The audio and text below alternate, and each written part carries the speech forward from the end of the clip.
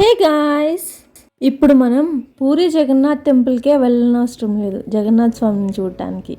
మన హైదరాబాద్లో కూడా జగన్నాథ స్వామి టెంపుల్ పూరి జగన్నాథ స్వామి టెంపుల్కి రిప్లికా. సో సేమ్ అలానే ఉంది అండ్ అలాంటి పద్ధతిలో ఇక్కడ కూడా పాటిస్తుంది. ఇది ఆ టెంపుల్కి మెయిన్ ఎంట్రన్స్. ఈ గుడికి 2 ఎంట్రన్స్లు ఉన్నాయి. ఈ టెంపుల్ 2009లో ఒడిశా కమ్యూనిటీ చేత నిర్మించబడింది. ఈ టెంపుల్ మొత్తం శాండ్ స్టోన్ యూజ్ చేసి కట్టారు. సో అందుకే ఇది రెడ్ కలర్లో ఉంటుంది.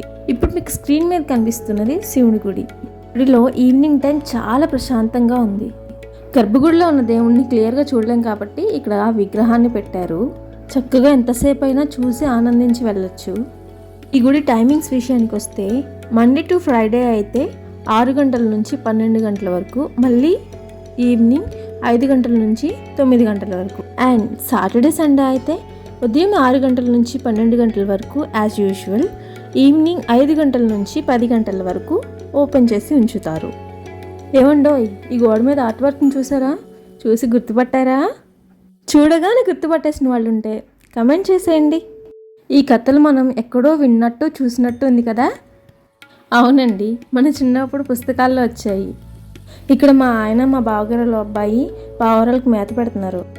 ఈ టెంపుల్లో ప్రస్తుతానికి అంత క్రౌడ్ అయితే లేదు, కానీ ఇక్కడ జరిగే బిగ్ ఫెస్టివల్కి మాత్రం చాలా క్రౌడ్ ఉంటుంది.